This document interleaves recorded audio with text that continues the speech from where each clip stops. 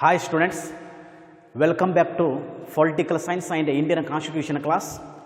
BA, BCom, BSc ಪ್ರಥಮ ಸೆಮಿಸ್ಟರ್ದಲ್ಲಿ ಓದುತ್ತಿರುವ ವಿದ್ಯಾರ್ಥಿಗಳಿಗೆ ಹಾಗೂ BA ತೃತೀಯ ಸೆಮಿಸ್ಟರ್ನಲ್ಲಿ ಓದುತ್ತಿರುವ ವಿದ್ಯಾರ್ಥಿಗಳಿಗೆ ಜೊತೆಗೆ PUC ಪ್ರಥಮ ವರ್ಷದಲ್ಲಿ ಓದುತ್ತಿರುವ ವಿದ್ಯಾರ್ಥಿಗಳಿಗೆ ಇದು ಬಹಳ ಯೂಸ್ ಆಗ್ತದೆ. ಇವತ್ತಿನ ವಿಡಿಯೋದಲ್ಲಿ ಚರ್ಚೆ ಮಾಡುವಂಥ ವಿಷಯ ವಿದ್ಯಾರ್ಥಿಗಳೇ. ಜೊತೆಗೆ ವಿದ್ಯಾರ್ಥಿಗಳು ವಿಶೇಷವಾಗಿ BA ತೃತೀಯ ಸೆಮಿಸ್ಟರ್ದಲ್ಲಿ ಓದುತ್ತಿರುವ ವಿದ್ಯಾರ್ಥಿಗಳಿಗೆ ಪಠ್ಯಕ್ರಮಕ್ಕೆ ಇದು ಅಳವಡಿಸಲಾಗಿದೆ.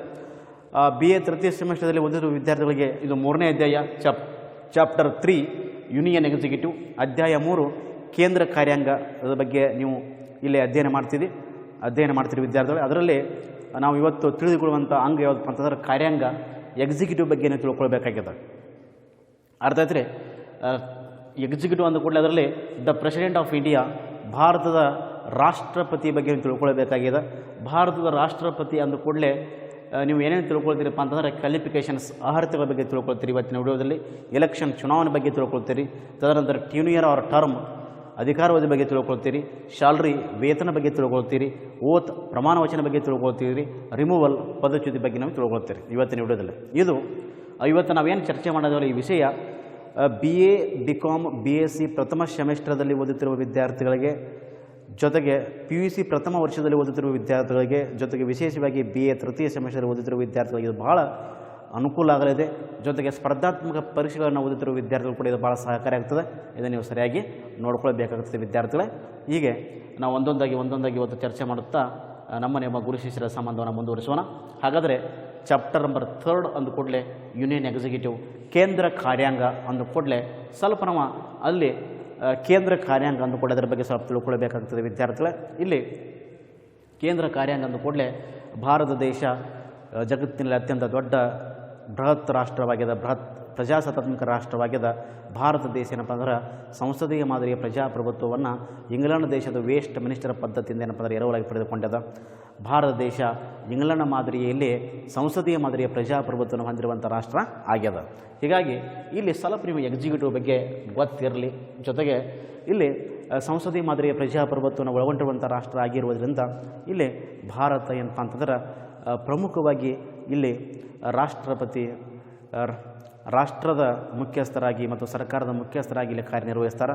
ರಾಷ್ಟ್ರದ ಮುಖ್ಯಸ್ಥರಾಗಿ ರಾಷ್ಟ್ರಪತಿಯವರು ಕಾರ್ಯನಿರ್ವಹಿಸ್ತಾರೆ. ಜೊತೆಗೆ ಸರ್ಕಾರದ ಮುಖ್ಯಸ್ಥರಾಗಿ ಪ್ರಧಾನಮಂತ್ರಿ ಮತ್ತು ಪ್ರಧಾನಮಂತ್ರಿಯನ್ನು ಒಳಗೊಂಡಂಥ ಮಂತ್ರಿಮಂಡಲ ವರ್ಗ ಕಾರ್ಯನಿರ್ವಹಿಸ್ತಿತ್ತು.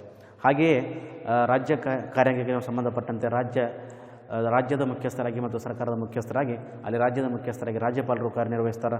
ಸರ್ಕಾರದ ಮುಖ್ಯಸ್ಥರಾಗಿ ಮುಖ್ಯಮಂತ್ರಿ ಮತ್ತು ಮುಖ್ಯಮಂತ್ರಿನ ಒಳಗೊಂಡಂಥ ಮಂತ್ರಿಮಂಡಲ ವರ್ಗ ಕಾರ್ಯನಿರ್ವಹಿಸ್ತೈತೆ.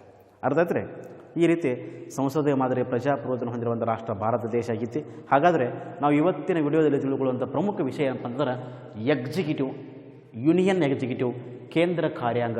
ಕೇಂದ್ರ ಕಾರ್ಯಾಂಗ ಅಂತ ಕೂಡಲೇ ನಾವು ಭಾರತದ ರಾಷ್ಟ್ರಪತಿ, ಪ್ರೆಸಿಡೆಂಟ್ ಆಫ್ ಇಂಡಿಯಾ, ಪ್ರೆಸಿಡೆಂಟ್ ಅಂದ್ರೆ ರಾಷ್ಟ್ರಪತಿ, ದ ಪ್ರೆಸಿಡೆಂಟ್ ಆಫ್ ಇಂಡಿಯಾ, ಭಾರತದ ರಾಷ್ಟ್ರಪತಿ ಬಗ್ಗೆ ನಾವು ತಿಳ್ಕೊಳ್ಬೇಕಾಗಿತ್ತು.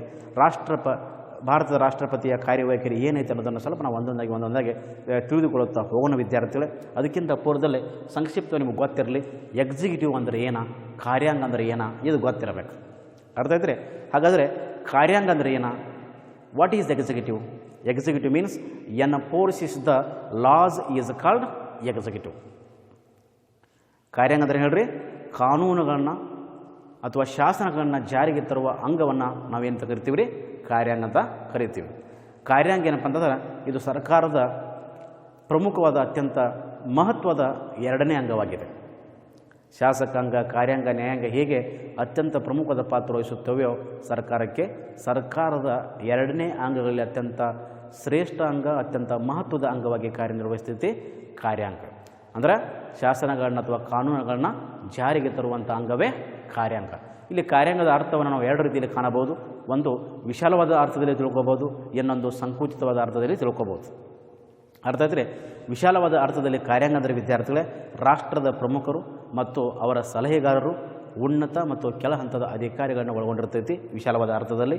ಇನ್ನು ಸಂಕುಚಿತ ಅರ್ಥದಲ್ಲಿ ಕಾರ್ಯಾಂಗ ಅಂದರೆ ವಿದ್ಯಾರ್ಥಿಗಳೇ ರಾಷ್ಟ್ರದ ಪ್ರಮುಖರು ಮತ್ತು ಅವರ ಸಲಹೆಗಾರರನ್ನು ಮಾತ್ರ ಒಳಗೊಂಡಿರುವುದಕ್ಕೆ ಸಂಕುಚಿತ ಅರ್ಥದಲ್ಲಿ ನಾವು ಕಾರ್ಯಾಂಗ ಅಂತ ಕರಿತೀವಿ. ಅಂದರೆ ಒಟ್ಟಿನಲ್ಲಿ ಕಾರ್ಯಾಂಗ ಅಂದರೆ ಶಾಸಕಾಂಗ ಶಾಸನಗಳನ್ನು ರೂಪಿಸೈತಿ. ಆ ಶಾಸಕಾಂಗ ಶಾಸನಗಳನ್ನು ರೂಪಿಸಿದ್ದನ್ನು ಅನುಷ್ಠಾನಕ್ಕೆ ತರುವಂಥ ಕೆಲಸ ಕಾರ್ಯವನ್ನು, ಜಾರಿಗೆ ತರುವಂಥ ಕೆಲಸ ಕಾರ್ಯವನ್ನು ಯಾವುದು ಮಾಡ್ತಿತ್ತು ಅಂದ್ರೆ ಕಾರ್ಯಾಂಗ ಮಾಡ್ತಿತ್ತು.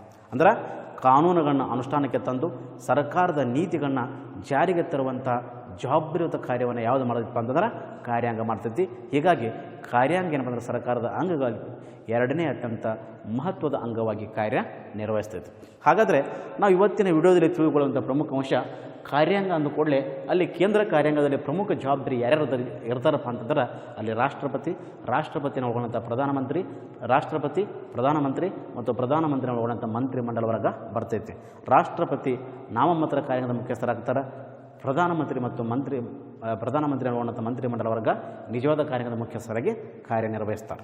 ಅರ್ಥಾದರೆ ಹಾಗಾದರೆ ನಾವು ಇವತ್ತು ತಿಳಿದುಕೊಳ್ಳುವಂಥ ಪ್ರಮುಖ ವಿಷಯ ಘಟ್ಟ ಯಾವುದಪ್ಪ ಅಂತಂದ್ರೆ ದ ಪ್ರೆಸಿಡೆಂಟ್ ಆಫ್ ಇಂಡಿಯಾ, ಭಾರತದ ರಾಷ್ಟ್ರಪತಿ ಬಗ್ಗೆ ನಾವು ತಿಳ್ಕೊಳ್ಬೇಕಾಗಿದೆ ಇವತ್ತಿನ ವಿಡಿಯೋದಲ್ಲಿ. ಇದು ನಿಮ್ಮ ಎಕ್ಸಾಮ್ ದೃಷ್ಟಿಯಿಂದ ಬಹಳ ಮಹತ್ವ ಆಯಿತು. ಅರ್ಥಾದರೆ ಭಾರತದ ರಾಷ್ಟ್ರಪತಿ ಅಂದ ಕೂಡಲೇ ಭಾರತದ ಸಂಸದೀಯ ಸರ್ಕಾರ ವ್ಯವಸ್ಥೆಯಲ್ಲಿ ಇವರು ನಾಮಮಾತ್ರ ಕಾರ್ಯಾಂಗದ ಮುಖ್ಯಸ್ಥರಾಗಿ ಕಾರ್ಯನಿರ್ವಹಿಸಿದರೂ ಕೂಡ ಭಾರತದ ರಾಷ್ಟ್ರಪತಿಯ ಕಾರ್ಯವೈಖರಿಯ ಕುರಿತು ಭಾರತ ಸಂವಿಧಾನದ 52ನೇ ವಿಧಿ ಸ್ಪಷ್ಟಪಡಿಸ್ತೈತಿ.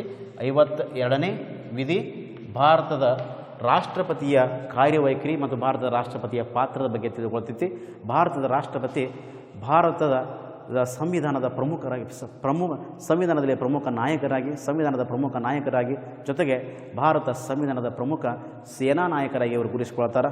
ಜೊತೆಗೆ ಭಾರತದ ಪ್ರಥಮ ಪ್ರಜೆಯಾಗಿ ಗುರುತಿಸಿಕೊಳ್ಳುವಲ್ಲಿ ಪ್ರಮುಖದ ಪಾತ್ರ ವಹಿಸ್ತದ ರಾಷ್ಟ್ರಪತಿಯವರ ಪಾತ್ರ. ಹೀಗಾಗಿ ರಾಷ್ಟ್ರಪತಿ ಒಂದು ರಾಷ್ಟ್ರಕ್ಕೆ ರಾಷ್ಟ್ರಪತಿ, ಭಾರತಕ್ಕೆ ಒಬ್ಬ ರಾಷ್ಟ್ರಪತಿ ಇರಬೇಕೆನ್ನುವ ಸಂದೇಶವನ್ನು ಭಾರತ ಸಂವಿಧಾನದ 52ನೇ ವಿಧಿ ಸಾರುತ್ತದೆ. ಜೊತೆಗೆ ಭಾರತದ ರಾಷ್ಟ್ರಪತಿಯಲ್ಲಿ ಎಲ್ಲ ರೀತಿಯ ಕಾರ್ಯಾಂಗಿ ಅಧಿಕಾರಿಗಳು ಭಾರತದ ರಾಷ್ಟ್ರಪತಿಯ ಕೈಯಲ್ಲೇ ಇರುತ್ತವೆ ಎನ್ನುವ ಸಂದೇಶವನ್ನು 53ನೇ ವಿಧಿ ಸ್ಪಷ್ಟಪಡಿಸಿತು. 53ನೇ ವಿಧಿ ಸ್ಪಷ್ಟಪಡಿಸುತ್ತದೆ. ಭಾರತದ ರಾಷ್ಟ್ರಪತಿಯಲ್ಲಿ ಎಲ್ಲ ಬಗೆಯ ಕಾರ್ಯಾಂಗ ಅಧಿಕಾರಿಗಳು ಭಾರತದ ರಾಷ್ಟ್ರಪತಿ ಕೈಯಲ್ಲಿರುತ್ತವೆ. ಭಾರತದ ರಾಷ್ಟ್ರಪತಿ ಕೈಯಲ್ಲಿ ಕಾರ್ಯಾಂಗ ಅಧಿಕಾರಿಗಳು ಇದ್ದರೂ ಕೂಡ ಅಲ್ಲಿ ನಿಜವಾಗಿ ಅಧಿಕಾರವನ್ನು ಯಾರು ಚಲಾಯಿಸ್ತಾರಪ್ಪ ಅಂತಂದ್ರೆ ಪ್ರಧಾನಮಂತ್ರಿ ಮತ್ತು ಪ್ರಧಾನಮಂತ್ರಿ ಒಳಗೊಂಡಂಥ ಮಂತ್ರಿಮಂಡಲ ವರ್ಗ ಚಲಾಯಿಸ್ತೈತಿ. ಭಾರತದ ರಾಷ್ಟ್ರಪತಿ ನಾಮಮಾತ್ರ ಕಾರ್ಯಾಂಗದ ಮುಖ್ಯಸ್ಥರಾಗಿದ್ದರೂ ಕೂಡ ಸರ್ಕಾರದ ದೇಶದ ರಾಷ್ಟ್ರದ ಎಲ್ಲ ರೀತಿಯ ಕಾರ್ಯಾಂಗ ಅಧಿಕಾರಿಗಳ ಅಥವಾ ರಾಜ್ಯದ ನಿರ್ವಾಹಕ ಅಧಿಕಾರಿಗಳು ಯಾರ ಬಳಿ ಇರ್ತವಪ್ಪ ಅಂತಂದ್ರೆ ಭಾರತದ ರಾಷ್ಟ್ರಪತಿಯವರ ಬಳಿ ಇರ್ತವೆ. ಹೀಗಾಗಿ ಭಾರತದ ರಾಷ್ಟ್ರಪತಿಯವರ ಬಳಿ ರಾಜ್ಯದ ಎಲ್ಲ ಬಗೆಯ ಕಾರ್ಯನಿರ್ವಾಹಕ ಅಧಿಕಾರಿಗಳು ಇವರ ಬಳಿ ಇಲ್ಲಿ ಇದ್ದರೂ ಕೂಡ ಇವರು ನಾಮಮಾತ್ರ ಕಾರ್ಯಾಂಗದ ಮುಖ್ಯಸ್ಥರಾಗಿ ಕಾರ್ಯನಿರ್ವಹಿಸ್ತಾರೆ.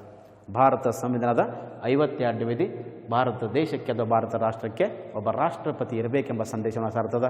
ಹಾಗೆಯೇ 53ನೇ ವಿಧಿ ಭಾರತದ ರಾಷ್ಟ್ರಪತಿ ಕೈಯಲ್ಲಿ ಎಲ್ಲ ಬಗೆಯ ರಾಜ್ಯದ ಕಾರ್ಯನಿರ್ವಾಹಕ ಅಧಿಕಾರಿಗಳು ಅವರ ಬಳಿಯಲ್ಲಿ ಇರುತ್ತವೆ ಅನ್ನುವ ಸಂದೇಶವನ್ನು 53ನೇ ವಿಧಿ ಸ್ಪಷ್ಟಪಡಿಸ್ತದೆ. ಅರ್ಥ ಇದ್ದರೆ ಸಿಂಪಲಾಗಿ ಅವರ ರಾಷ್ಟ್ರಪತಿ ಬಗ್ಗೆ ನಿಮ್ಗೆ ಗೊತ್ತಿರಲಿ. ಅರ್ಥ ಇದ್ದರೆ ಇನ್ನು ನೆಕ್ಸ್ಟ್ ಭಾರತದ ರಾಷ್ಟ್ರಪತಿಯ ಸ್ಥಾನಮಾನವನ್ನು ಗಮನಕ್ಕೆ ತೆಗೆದುಕೊಂಡು ನೋಡಬೇಕಾಗುತ್ತದೆ. ಅಥವಾ ಭಾರತದ ರಾಷ್ಟ್ರಪತಿಯ ಪ್ರಮುಖ ಅರ್ಹತೆಗಳು ಏನದಾವು, ಅವರ ಚುನಾವಣೆ ಯಾವ ರೀತಿ ಆಗ್ತೈತಿ, ಅವರ ಅಧಿಕಾರಾವಧಿ ಏನೈತಿ, ಅವರ ವೇತನ ಎಷ್ಟೈತಿ, ಅವರ ಯಾವ ರೀತಿ ಪ್ರಮಾಣ ವಚನ ಸ್ವೀಕಾರ ಮಾಡ್ತಾರೆ, ಅವರನ್ನು ಹೇಗೆ ಪದಚ್ಯುತಿಗೊಳಿಸ್ತಾರೆ ಅನ್ನೋದನ್ನು ಸ್ವಲ್ಪ ನಾವು ಸಂಕ್ಷಿಪ್ತವಾಗಿ ಒಂದೊಂದಾಗಿ ತಿಳಿದುಕೊಳ್ಳುತ್ತಾ ಹೋಗೋಣ ವಿದ್ಯಾರ್ಥಿಗಳೇ. ಇಲ್ಲಿ ಮೊದಲನೇದಾಗಿ ಕ್ವಾಲಿಫಿಕೇಷನ್ಸನ್ನು ನಾವು ಗಮನಕ್ಕೆ ತೆಗೆದುಕೊಂಡು ನೋಡಬೇಕಾಗ್ತದೆ. ಭಾರತದ ರಾಷ್ಟ್ರಪತಿಯ ಕ್ವಾಲಿಫಿಕೇಷನ್ಸ್ ಅಂದರೆ ಅರ್ಹತೆಗಳು. ಅಂದರೆ ಭಾರತದ ರಾಷ್ಟ್ರಪತಿ ಆಗಬೇಕಾದ್ರೆ ಇರಬೇಕಾದ ಅರ್ಹತೆಗಳು ಯಾವುವು ಅನ್ನೋದನ್ನು ಸ್ವಲ್ಪ ನೋಡಬೇಕಾಗ್ತದೆ. ಅರ್ಥ ಆಯ್ತರೆ ಅದಕ್ಕಿಂತ ಪೂರ್ವದಲ್ಲಿ ಒಂದು 2 ಕ್ವಶನ್ ಕೇಳ್ತಾರಲ್ಲಿ ಹೆಂಗಪ್ಪ ಅಂತಂದ್ರೆ ವಾಟ್ ಈಸ್ ಎಕ್ಸಿಕ್ಯೂಟಿವ್ ಕಾರ್ಯಾಂಗ ಎಂದರೇನು? ಸಿಂಪಲಾಗಿ 2 ಅಂಕದ ಮೇಲೆ ಕೂಡ ಪ್ರಶ್ನೆ ಬರಬಹುದು. ಇದನ್ನು ಸರಿಯಾಗಿ ನೋಡ್ಕೊಳ್ರಿ. Executive means enforces the laws is called executive. ಕಾರ್ಯಾಂಗ ಅಂದರೆ ಹೇಳ್ರಿ ಕಾನೂನುಗಳನ್ನ ಅಥವಾ ಶಾಸನಗಳನ್ನ ಜಾರಿಗೆ ತರುವಂಥ ಅಂಗವೇ ಕಾರ್ಯಾಂಗ. ಸಿಂಪಲ್. ಅರ್ಥ ಆಯ್ತರೆ ಭಾರತದ ರಾಷ್ಟ್ರಪತಿಯ ಕಾರ್ಯವೈಖರಿ ಕುರಿತು ಯಾವ ವಿಧಿ ಸ್ಪಷ್ಟಪಡಿಸುತ್ತದೆ? ಯಾವ ವಿಧಿಪ್ಪ? 52ನೇ ವಿಧಿ. ಸಿಂಪಲಾಗಿ ಭಾರತದ ರಾಷ್ಟ್ರಪತಿಯ ಕೈಯಲ್ಲಿರುವಂಥ ಕಾರ್ಯನಿರ್ವಾಹಕ ಅಧಿಕಾರಿಗಳು ಯಾರ ಬಳಿ ಇರ್ತಾವಪ್ಪ ಅನ್ನುವ ಸಂದೇಶವನ್ನು ಯಾವುದು ಸಾರದಪ್ಪ? 53ನೇ ವಿಧಿ. ಇದು ಗೊತ್ತಿರಲಿ. ಇನ್ನು ನೆಕ್ಸ್ಟ್ ಕ್ವಾಲಿಫಿಕೇಷನ್ ನೋಡೋಣ. ಭಾರತದ ರಾಷ್ಟ್ರಪತಿ ಅಧಿಕಾರ ಸ್ಥಾನಮಾನವನ್ನು ಗಮನಕ್ಕೆ ತೆಗೆದುಕೊಂಡು ನೋಡಿದಾಗ ಅದರಲ್ಲಿ ಮೊದಲನೇದಾಗಿ ಕ್ವಾಲಿಫಿಕೇಷನ್ಸ್ ಅರ್ಹತೆಗಳು ಏನದಾವು? ಭಾರತದ ರಾಷ್ಟ್ರಪತಿ ಆಗಬೇಕಾದ್ರೆ ಇರಬೇಕಾದ ಅರ್ಹತೆಗಳು ಮೊದಲನೇದಾಗಿ first one must be citizen of India, ಭಾರತದ ಪ್ರಜೆಯಾಗಿರಬೇಕು. Second one must have attend the age of 35 years. ಕನಿಷ್ಠ ಪಕ್ಷ ಏನಪ್ಪ ಅಂದ್ರೆ 35 ವರ್ಷ ವಯಸ್ಸಾಗಿರಬೇಕು.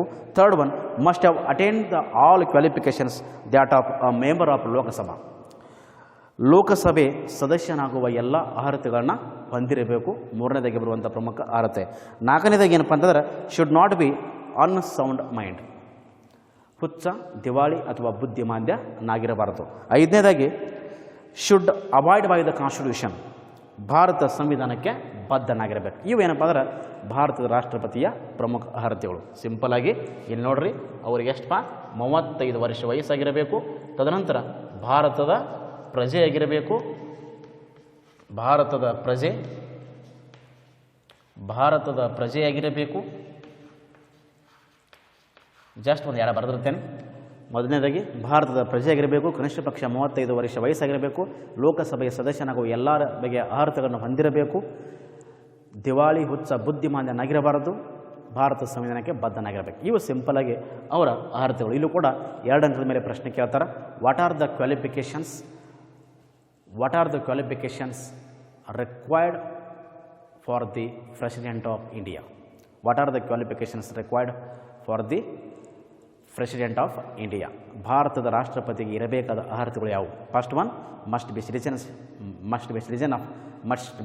Of India. Must have attend the age of 35 years. Third one, must have attend the all qualifications that of member of Lok Sabha.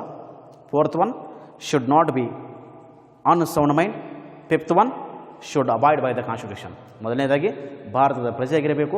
ಕನಿಷ್ಠ ಪಕ್ಷ 35 ವರ್ಷ ವಯಸ್ಸಾಗಿರಬೇಕು. ಲೋಕಸಭೆಯ ಸದಸ್ಯನಾಗುವ ಎಲ್ಲ ಅರ್ಹತೆಗಳನ್ನು ಹೊಂದಿರಬೇಕು. ಹುಚ್ಚ, ದಿವಾಳಿ ಅಥವಾ ಬುದ್ಧಿಮಾಂದ್ಯನಾಗಿರಬಾರದು. ಭಾರತ ಸಂವಿಧಾನಕ್ಕೆ ಬದ್ಧನಾಗಿರಬೇಕು. ಈ 2 ಅಂಕದ ಮೇಲೆ ಪ್ರಶ್ನೆ ಬರ್ತೈತಿ. ಇದನ್ನು ಸರಿಯಾಗಿ ನೋಡ್ಕೊಡ್ರಿ. ಸಿಂಪಲ್ ಆಗಿ ಅವರ ಅರ್ಹತೆಗಳು. ಇನ್ನು ನೆಕ್ಸ್ಟ್ ಎಲೆಕ್ಷನ್, ಚುನಾವಣೆ. ಇವರನ್ನು ಯಾವ ರೀತಿ ಆಯ್ಕೆ ಮಾಡ್ತಾರಪ್ಪ? ಇವರನ್ನು ಯಾವ ರೀತಿ ನೇಮಕ ಮಾಡ್ತಾರೆ? ಚುನಾವಣೆ ಅಥವಾ ನೇಮಕಾತಿ, ಅಪಾಯಿಂಟ್ಮೆಂಟ್ ಅಂತ ಕರಿತೀವಿ. ಎಲೆಕ್ಷನ್ ಆರ್ ಅಪಾಯಿಂಟ್ಮೆಂಟ್, ಚುನಾವಣೆ ಅಥವಾ ನೇಮಕಾತಿ. ಅಂದ್ರೆ ಭಾರತದ ರಾಷ್ಟ್ರಪತಿಯನ್ನು ಯಾವ ರೀತಿ ಆಯ್ಕೆ ಮಾಡ್ತಾರಪ್ಪ? ಇಲ್ಲಿ ಭಾರತದ ರಾಷ್ಟ್ರಪತಿಯವರನ್ನು ಯಾವ ರೀತಿ ಆಯ್ಕೆ ಮಾಡ್ತಾರೋ ಅನ್ನೋದು ಸ್ವಲ್ಪ ನಾವು ನೋಡಬೇಕಾಗ್ತದೆ. ಭಾರತದ ರಾಷ್ಟ್ರಪತಿಯನ್ನು ಹೆಂಗೆ ಆಯ್ಕೆ ಮಾಡ್ತಾರಪ್ಪ ಅಂತಂದ್ರೆ ಇಲ್ಲಿ ಪ್ರಮುಖವಾಗಿ ವಿದ್ಯಾರ್ಥಿಗಳೇ, ಭಾರತದ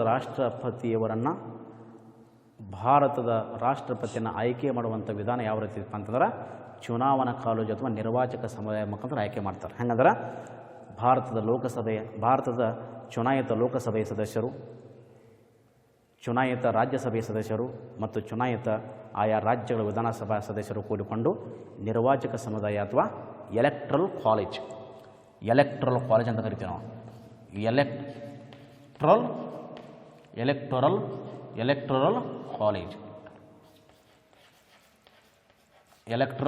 ಕಾಲೇಜ್ ಅಂದ್ರೆ ನಿರ್ವಾಚಕ ಸಮುದಾಯ ಅಥವಾ ಇಲ್ಲಿ ಚುನಾವಣಾ ಕಾಲೇಜಿನ ಮುಖಾಂತರ ಭಾರತದ ರಾಷ್ಟ್ರಪತಿಯನ್ನು ಲೋಕಸಭೆಯ ಸದಸ್ಯರು, ರಾಜ್ಯಸಭೆಯ ಸದಸ್ಯರು ಮತ್ತು ವಿಧಾನಸಭೆಯ ಸದಸ್ಯರು ಕೂಡಿಕೊಂಡು ನಿರ್ವಾಚಕ ಸಮುದಾಯ ಅಥವಾ ಚುನಾವಣಾ ಕಾಲೇಜಿನ ಮುಖಾಂತರ ಭಾರತದ ರಾಷ್ಟ್ರಪತಿಯನ್ನು ಆಯ್ಕೆ ಮಾಡ್ತಾರೆ. ಅರ್ಥ ಆಯ್ತು ರೀ? ಇಲ್ಲಿ the president of India chosen by on electoral college consisting in the elected member of Lok Sabha and Rajya Sabha and elected member of state legislative assembly members elected by the electoral college through. ಅರ್ಥ ಆಯ್ತು.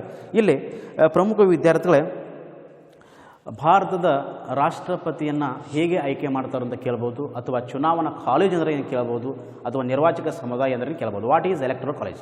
The president of India chosen by on electoral college in the consisting elected members of both houses of Indian Parliament and state legislative members elected by the Indian President. ಚುನಾವಣಾ college ಅಂದರೆ ಏನು ಹೇಳ್ರಿ? ಇಲ್ಲಿ ಭಾರತದ ರಾಷ್ಟ್ರಪತಿಯವರನ್ನು ಭಾರತದ ಲೋಕಸಭೆಯ ಸದಸ್ಯರು, ಚುನಾಯಿತ ಲೋಕಸಭೆಯ ಸದಸ್ಯರು, ಚುನಾಯಿತ ರಾಜ್ಯಸಭೆಯ ಸದಸ್ಯರು ಮತ್ತು ಚುನಾಯಿತ ಆಯಾ ರಾಜ್ಯಗಳ ವಿಧಾನಸಭಾ ಸದಸ್ಯರು ಕೂಡಿಕೊಂಡು ನಿರ್ವಾಚಕ ಸಮುದಾಯ ಅಥವಾ ಎಲೆಕ್ಟ್ರಲ್ ಕಾಲೇಜ್ ಮುಖಾಂತರ ಭಾರತದ ರಾಷ್ಟ್ರಪತಿಯನ್ನು ಆಯ್ಕೆ ಮಾಡುತ್ತಾರೆ. ಸಿಂಪಲ್ ಆಗಿ ಇದು ಗೊತ್ತಿರಬೇಕು. ಅರ್ಥ ಆಯ್ತು ರೀ? ಇನ್ನು ನೆಕ್ಸ್ಟ್ ಟ್ಯೂನಿಯರ್ ಆರ್ ಟರ್ಮ್, ಅಧಿಕಾರಾವಧಿ. ಭಾರತದ ರಾಷ್ಟ್ರಪತಿಯವರ ಅಧಿಕಾರಾವಧಿ ಎಷ್ಟು ಇರತ್ತಪ್ಪ ಅಂತಂದ್ರೆ 5 ವರ್ಷ. ಇವರ ಅಧಿಕಾರಾವಧಿ ಎಷ್ಟು ಹೇಳ್ರಿ? 5 ವರ್ಷ. 5 ವರ್ಷ ಇವರ ಅಧಿಕಾರಾವಧಿ ಇರ್ತಾರೆ. 5 ವರ್ಷ ಇವರ ಅಧಿಕಾರಾವಧಿ. ಭಾರತದ ರಾಷ್ಟ್ರಪತಿಯವರ ಅಧಿಕಾರಾವಧಿ 5 ವರ್ಷ. ಅಂದರೆ ಭಾರತ ಸಂವಿಧಾನದ 56 ಉಪವಿಧಿ 1ನೇ ಉಪವಿಧಿ ತಿಳಿಸಿಕೊಡ್ತೈತಿ ಇವರ ಅಧಿಕಾರ ಅವಧಿ ಬಗ್ಗೆ. 56ನೇ ಉಪವಿಧಿ 1ರ ಅನ್ವಯ ಭಾರತದ ರಾಷ್ಟ್ರಪತಿಯವರ ಅಧಿಕಾರ ಅವಧಿ ಎಷ್ಟು ಇರ್ತದಪ್ಪ ಅಂತಂದ್ರೆ 5 ವರ್ಷ ಅಧಿಕಾರದಲ್ಲಿರ್ತೀವಿ. 5 ವರ್ಷ ಕಾಲ ಇವರು ಅಧಿಕಾರದಾಗಿರ್ತಾರೆ. 5 ವರ್ಷ ಮುಗಿದ ನಂತರ ಮುಂದಿನ ಉತ್ತರಾಧಿಕಾರಿ ಮುಂದಿನ ರಾಷ್ಟ್ರಪತಿ ಆಯ್ಕೆಯಾಗಿ ಬರೋವರೆಗೂ ಇವರು ಅಧಿಕಾರದಲ್ಲಿರ್ತಾರೆ. ಅವರ ಬಂದ ನಂತರ ಇವರ ತಮ್ಮ ಅಧಿಕಾರ ಅವಧಿಯನ್ನು ಮುಗಿಸ್ಕೊಂಡು ನಿವೃತ್ತಿ ಹೊಂತಾರೆ. ನಿವೃತ್ತಿ ಅಂದರೆ ಅವರ ಅಧಿಕಾರವನ್ನು ಮುಗಿದಿದೆ. ಅರ್ಥ ಆಯ್ತು. ಇಲ್ಲಿವರೆಗೆ 3 ಬಾರಿಯಾಗಿ ಭಾರತದ ರಾಷ್ಟ್ರಪತಿಯಾಗಿ ಮುಂದುವರೆದಂಥ ಪ್ರಮುಖ ನಾಯಕರು ಯಾರಿದ್ದಾರೆ? ಡಾಕ್ಟರ್ ಬಾಬು ರಾಜೇಂದ್ರ ಪ್ರಸಾದ್. ಸತತ ಪ್ರಮುಖವಾಗಿ 3 ಬಾರಿ ಏನಪ್ಪ ಅಂದ್ರೆ ಭಾರತದ ರಾಷ್ಟ್ರಪತಿಯಾಗಿ ಸೇವೆ ಸಲ್ಲಿಸಿದಂಥ ಏಕೈಕ ರಾಷ್ಟ್ರಪತಿ ಯಾರೇ ಇದ್ರೆ ಅವರು ಡಾಕ್ಟರ್ ಬಾಬು ರಾಜೇಂದ್ರ ಪ್ರಸಾದ್. ಬಾಬು ರಾಜೇಂದ್ರ ಪ್ರಸಾದ್ 3 ಬಾರಿ ಡಾಕ್ಟರ್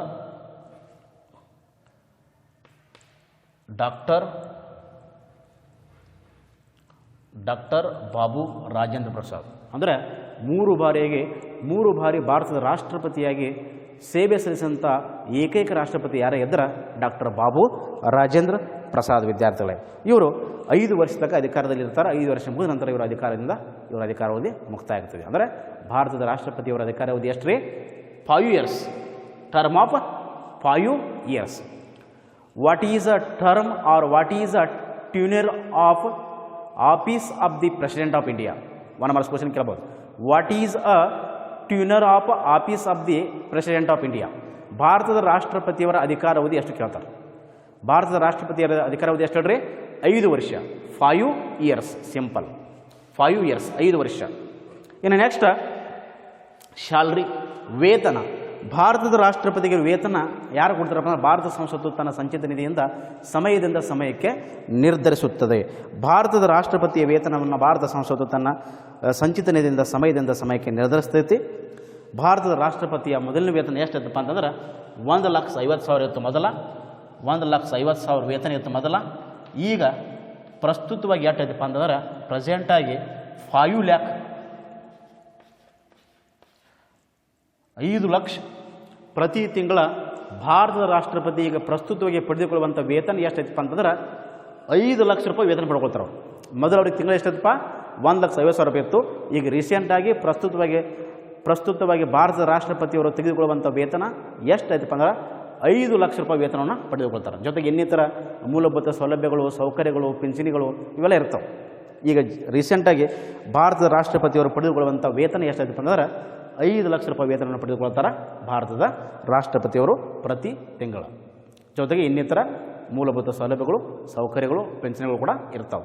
ಅರ್ಥ ಆಯ್ತು ರೀ? ಇದು ಸಿಂಪಲ್ಲಾಗಿ ಭಾರತದ ರಾಷ್ಟ್ರಪತಿಯವರು ಪಡೆದುಕೊಳ್ಳುವಂಥ ವೇತನ ಪ್ರತಿ ತಿಂಗಳೇ ಅದು. ಪ್ರತಿ ತಿಂಗಳ ಭಾರತದ ರಾಷ್ಟ್ರಪತಿಯವರು ಈಗ ಪ್ರಸ್ತುತವಾಗಿ 5 ಲಕ್ಷ ವೇತನವನ್ನು ಪಡೆದುಕೊಳ್ತಾ ಇದ್ದಾರೆ. ಈಗ ಪ್ರಸ್ತುತ ರಾಷ್ಟ್ರಪತಿ ಯಾರಾದ್ರೂ ಹೇಳ್ರಿ? ರಾಮನಾಥ್ ಕೋವಿಂದ್. ಯಾರು ಹೇಳ್ರಿ? Ramnath Kovind. The present president of India Ramnath Kovind. ಇಲ್ಲೇ ಬರೆದಿರ್ತಾನೆ ನೋಡ್ರೆ, ಇಲ್ಲೇ ಬರೆದಿರ್ತೇನೆ. ರಾಮನಾಥ್ ಪ್ರೆಸೆಂಟ್ ರಾಮನಾಥ್ ಕೋವಿಂದ್. ಭಾರತದ ಪ್ರಸ್ತುತ ರಾಷ್ಟ್ರಪತಿಯಾಗಿ ಕಾರ್ಯನಿರ್ವಹಿಸಿರುವಂಥ ಪ್ರಮುಖ ರಾಷ್ಟ್ರಪತಿ ಯಾರಪ್ಪ ಅಂತಂದ್ರೆ ರಾಮನಾಥ್ ಕೋವಿಂದ್ ಅವರು. ಪ್ರತಿ ತಿಂಗಳಿಗೆ ಪ್ರಸ್ತುತವಾಗಿ ಅವರು 5 ಲಕ್ಷ ರೂಪಾಯಿ ವೇತನವನ್ನು ಪಡೆದುಕೊಳ್ತಾರೆ. ಇದು ಸಿಂಪಲ್ ಆಗಿ. ಇನ್ನು ನೆಕ್ಸ್ಟ್ ಓತ್, ಪ್ರಮಾಣ ವಚನ ಅಂತ ಕರಿತೀವಿ. ಭಾರತದ ರಾಷ್ಟ್ರಪತಿಯವರು ಪ್ರಮಾಣ ವಚನವನ್ನು ಯಾರ ಬಳಿ ಸ್ವೀಕಾರ ಮಾಡ್ತಾರಪ್ಪ? ಇವರು ಭಾರತ ಸಂವಿಧಾನದ 60ನೇ ವಿಧಿ ಪ್ರಕಾರ ರಾಷ್ಟ್ರಪತಿಯನ್ನು ಅಲಂಕರಿಸಿರುವಂಥ ವ್ಯಕ್ತಿ ಸರ್ವೋಚ್ಚ ನ್ಯಾಯಾಲಯದ ಮುಖ್ಯ ನ್ಯಾಯಾಧೀಶರ ಸಮ್ಮುಖದಲ್ಲಿ ಇವರು ಪ್ರಮಾಣ ವಚನವನ್ನು ಸ್ವೀಕರಿಸುತ್ತಾರೆ. ಭಾರತದ ರಾಷ್ಟ್ರಪತಿಯವರು ಸರ್ವೋಚ್ಚ ನ್ಯಾಯಾಲಯದ ಮುಖ್ಯ ನ್ಯಾಯಾಧೀಶರ ಸಮ್ಮುಖದಲ್ಲಿ ಪ್ರಮಾಣ ವಚನವನ್ನು ಸ್ವೀಕರಿಸಿ ಅಧಿಕಾರಕ್ಕೆ ಬರುತ್ತಾರೆ. ಅರ್ಥ ಇದ್ದರೆ ಭಾರತದ ರಾಷ್ಟ್ರಪತಿ ಅವರು ಸರ್ವೋಚ್ಚ ನ್ಯಾಯಾಲಯದ ನ್ಯಾಯಾಧೀಶರ ಸಮ್ಮುಖದಲ್ಲಿ ಪ್ರಮಾಣ ವಚನವನ್ನು ಸ್ವೀಕರಿಸಿ ಅಧಿಕಾರವನ್ನು ಸ್ವೀಕರಿಸುತ್ತಾರೆ ಭಾರತದ ರಾಷ್ಟ್ರಪತಿಯವರು. ಸಿಂಪಲ್. ಇನ್ನು ನೆಕ್ಸ್ಟ್ ರಿಮೂವಲ್, ಪದಚ್ಯುತಿ. ಹಾಗಾದರೆ ಭಾರತದ ರಾಷ್ಟ್ರಪತಿಯನ್ನು ಹೇಗೆ ಪದಚ್ಯುತಿಗೊಳಿಸಲಾಗ್ತೈತಪ್ಪ? ಭಾರತದ ರಾಷ್ಟ್ರಪತಿಯನ್ನು ಭಾರತ ಸಂವಿಧಾನದ 61ನೇ ವಿಧಿ ಅನ್ವಯ 61ನೇ ವಿಧಿ ಅನ್ವಯ ಭಾರತದ ರಾಷ್ಟ್ರಪತಿಯನ್ನು ಪದಚ್ಯುತಿಗೊಳಿಸಲಾಗ್ತದೆ. ಹಾಗಾದರೆ ಭಾರತದ ರಾಷ್ಟ್ರಪತಿಯನ್ನು ಹೇಗೆ ಪದಚ್ಯುತಿಗೊಳಿಸಲಾಗ್ತೈತಿಪ್ಪ? ಮಹಾಭಿಯೋಗದ ಮುಖಾಂತರ ಅಥವಾ ವಾಗ್ದಂಡನ ನಿರ್ಣಯದ ಮೂಲಕ ಭಾರತದ ರಾಷ್ಟ್ರಪತಿಯನ್ನು ಅಧಿಕಾರದಿಂದ ಪದಚ್ಯುತಿಗೊಳಿಸಲಾಗ್ತದೆ. ಹೆಂಗಪ್ಪ ಅಂತಂದ್ರೆ ಏನಾದರೂ ಅನುಚಿತ ವರ್ತನೆ, ದುರ್ನಡತೆ, ಅಸಭ್ಯ ವರ್ತನೆಯಿಂದ ವರ್ತಿಸಿದ್ರೆ ಅಂಥ ಸಂದರ್ಭದಾಗ ಇವರನ್ನು ಭಾರತದ ರಾಷ್ಟ್ರಪತಿಗಳನ್ನ ಅಸಭ್ಯ ವರ್ತನೆ, ದುರ್ನಡತೆ, ಅನುಚಿತ ವರ್ತನೆ ಆಧಾರದ ಮೇಲೆ ಭಾರತದ ರಾಷ್ಟ್ರಪತಿಯನ್ನು ಪದಚ್ಯುತಿಗೊಳಿಸಲಾಗುತ್ತದೆ. ಇವರನ್ನು ಅಧಿಕಾರದಿಂದ ತೆಗೆದುಹಾಕಲಾಗ್ತದೆ. ಅಂದ್ರೆ ಏನಾದರೂ ಹಂಗೆ ಸಮಸ್ಯೆಗಳು ಉಂಟಾಗಿದ್ದರೆ ಮಹಾಭಿಯೋಗ ಅಥವಾ ವಾಗ್ದಂಡನ ನಿರ್ಣಯದ ಮುಖಾಂತರ ಇಂಪೀಚ್ಮೆಂಟ್ ಅಂತ ಕರಿತೀವಿ ನಾವು. Impeachment through removal of Indian president. ಭಾರತದ ರಾಷ್ಟ್ರಪತಿಯನ್ನು ಮಹಾಭಿಯೋಗ ಅಥವಾ ವಾಗ್ದಂಡನ ನಿರ್ಣಯದ ಮೂಲಕ ಭಾರತದ ರಾಷ್ಟ್ರಪತಿಯನ್ನು ಏನಾದರೂ ಅಸಭ್ಯ ವರ್ತನೆಯನ್ನು ವರ್ತಿಸಿದ್ದರೆ, ಅನುಚಿತ ವರ್ತನೆಯನ್ನು ವರ್ತಿಸಿದ್ದರೆ, ದುರ್ನಡತೆ ಆಧಾರದ ಮೇಲೆ ಭಾರತದ ರಾಷ್ಟ್ರಪತಿಯನ್ನು ಪದಚ್ಯುತಿಗೊಳಿಸಲಾಗ್ತದೆ, ತೆಗೆದುಹಾಕಲಾಗ್ತದೆ. ಅರ್ಥ ಆಯ್ತು. ಇದು ಸಿಂಪಲಾಗಿ ಇದು ಜಸ್ಟ್ ಅರ್ಥ ಗೊತ್ತಿರಲ್ಲ. ಪದಚ್ಯುತಿ ಅಂದ್ರೆ ಅನುಚಿತ ವರ್ತನೆ, ದುರ್ನಡತೆ, ಅಸಭ್ಯ ವರ್ತನೆ ಆಧಾರದ ಮೇಲೆ ಭಾರತದ ರಾಷ್ಟ್ರಪತಿಯನ್ನು ಮಹಾಭಿಯೋಗ ಮತ್ತು ವಾಗ್ದಾನ ನಿರ್ಣಯದ ಮುಖಾಂತರ ಇವರನ್ನು ಪದಚ್ಯುತಿಗೊಳಿಸಲಾಗ್ತದೆ, ತೆಗೆದುಹಾಕಲಾಗ್ತದೆ ಅಥವಾ ರಿಮೂವಲ್ ಮಾಡಲಾಗ್ತದೆ. ಇಷ್ಟು ಸಿಂಪಲ್ಲಾಗಿ ನಾವು ಭಾರತದ ರಾಷ್ಟ್ರಪತಿಯ ಅಧಿಕಾರ ಸ್ಥಾನಮಾನ ಬಗ್ಗೆ ತಿಳ್ಕೊಬೋದು. ಭಾರತದ ರಾಷ್ಟ್ರಪತಿಯ ಕಾರ್ಯವೈಖರಿ ಅಥವಾ ಅವರ ಅಧಿಕಾರ ಸ್ಥಾನಮಾನ ಬಗ್ಗೆ ನಾವು ತಿಳ್ಕೊಂಡ್ವಿ. ಇನ್ನು ಇಷ್ಟು ನಾವು ಇವತ್ತಿನ ವಿಡಿಯೋದಲ್ಲಿ ತಿಳ್ಕೊಬೋದು ವಿದ್ಯಾರ್ಥಿಗಳು ಭಾರತದ ರಾಷ್ಟ್ರಪತಿಯ ಅಧಿಕಾರ ಸ್ಥಾನಮಾನ ಬಗ್ಗೆ. ಅರ್ಥ ಆಯ್ತು. ಇದು ಎಕ್ಸಾಮ್ ದೃಷ್ಟಿಯಿಂದ ಭಾಳ ಇಂಪಾರ್ಟೆಂಟ್ ಐತಿ. ಈಗಾಗಲೇ ನಿಮಗೆ 1 ಮಾರ್ಕ್ಸ್ 2 ಮಾರ್ಕ್ಸ್ ಕ್ವಶನ್ ಬರ್ತಾವತ್ತ ನಿಮಗೆ ಈಗಾಗಲೇ ಹೇಳಿದ್ದೇನೆ. ಅದನ್ನು ನೀವು ಸರಿಯಾಗಿ ಮತ್ತೆ ನೋಡ್ಕೊಡ್ರಿ. ಜೊತೆಗೆ ಎಕ್ಸಾಮ್ ದೃಷ್ಟಿಯಿಂದ CET ದೃಷ್ಟಿಯಿಂದ ಕೂಡ ಭಾಳ ಮಹತ್ವ ಐತಿ. 1 ಮಾರ್ಕ್ಸ್ 2 ಮಾರ್ಕ್ಸ್. ಜೊತೆಗೆ ಭಾರತದ ರಾಷ್ಟ್ರಪತಿಯ ಸ್ಥಾನಮಾನ ಬಗ್ಗೆ ಬರೆಯೋದು ಕೇಳ್ಬೋದು. 5 ಅಂಕದ ಮೇಲೆ ಪ್ರಶ್ನೆ ಕೇಳ್ಬೋದು. ಭಾರತದ ರಾಷ್ಟ್ರಪತಿಯ ಸ್ಥಾನಮಾನ ಬಗ್ಗೆ ಕುರಿತು ಬರೆಯೋದು 5 ಅಂಕದ ಮೇಲೆ ಪ್ರಶ್ನೆ ಕೇಳ್ಬೋದು. PUC ಪ್ರಥಮ ವರ್ಷದ ವಿದ್ಯಾರ್ಥಿಗಳಿಗೆ ಮಾತ್ರ. ಡಿಗ್ರಿ ವಿದ್ಯಾರ್ಥಿಗಳಿಗಿದು 16 ಅಂಕದ ಮೇಲೆ ಪ್ರಶ್ನೆ ಕೇಳ್ತಾರೆ. 16 ಅಂಕದ ಮೇಲೆ ಪ್ರಶ್ನೆ ಕೇಳಬೇಕಾದ್ರೆ ಇನ್ನೂ ಈ ಪರಿಕಲ್ಪನೆ ಪೂರ್ಣಗೊಂಡಿಲ್ಲ. ಈಗ ಜಸ್ಟ್ ನಾವು ರಾಷ್ಟ್ರಪತಿಯ ಕಾರ್ಯವೈಖರಿ ಬಗ್ಗೆ ತಿಳ್ಕೊಂಡಿದ್ದೇವೆ. ಇನ್ನು ಬರುವಂಥ ಮುಂದಿನ ವಿಡಿಯೋದಲ್ಲಿ ವಿದ್ಯಾರ್ಥಿಗಳೇ ಭಾರತದ ರಾಷ್ಟ್ರಪತಿಯ ಅಧಿಕಾರ ಮತ್ತು ಕಾರ್ಯಗಳು ಏನದವು ಅದು ಭಾಳ ಮಾತೈತಿ. ಅದೆಲ್ಲ ಹೇಳಿದ್ರೆ ಇದು 16 ಮಾರ್ಕ್ಸ್ ಕ್ವಶನ್ ಆಗ್ತದೆ. ಇದು ಇನ್ನೂ 16 ಮಾರ್ಕ್ಸ್ ಕ್ವಶನ್ ಆಗಿಲ್ಲ. ಜಸ್ಟ್ PUC ಅವರಿಗೆ 1 ಮಾರ್ಕ್ಸ್ 2 ಮಾರ್ಕ್ಸ್ ಅನುಕೂಲ ದೃಷ್ಟಿಯಿಂದ ಅಗದಿ ಈಸಿ ಆಗ್ತದೆ, ಅನುಕೂಲ ಆಗ್ತದೆ. ಜೊತೆ 5 ಅಂಕದ ಮೇಲೆ ಕೂಡ PUC ಪ್ರಥಮ ವರ್ಷದವರೆಗೆ ಕೇಳ್ಬೋದು. ಆದರೆ ಡಿಗ್ರಿ ಅವರಿಗೆ ಈ ಕಾನ್ಸೆಪ್ಟ್ 16 ಅಂಕದ ಮೇಲೆ ಪ್ರಶ್ನೆ ಕೇಳ್ತಾರೆ. ಅದಕ್ಕಾಗಿ 16 ಅಂಕದ ಪರಿಕಲ್ಪನೆ ಇದು ಇನ್ನೂ ಸಂಪೂರ್ಣವಾಗಿ ಪೂರ್ಣಗೊಂಡಿಲ್ಲ. ಮುಂದಿನ ವಿಡಿಯೋದಲ್ಲಿ ವಿದ್ಯಾರ್ಥಿಗಳೇ ನಾನು ಭಾರತದ ರಾಷ್ಟ್ರಪತಿಯ ಅಧಿಕಾರ ಮತ್ತು ಕಾರ್ಯಗಳನ್ನು ತೆಗೆದುಕೊಂಡು ಬರುತ್ತೇನೆ. ಅಲ್ಲಿವರೆಗೆ ತಮ್ಮೆಲ್ಲರಿಗೂ ನಮಸ್ಕಾರಗಳು. Thank you.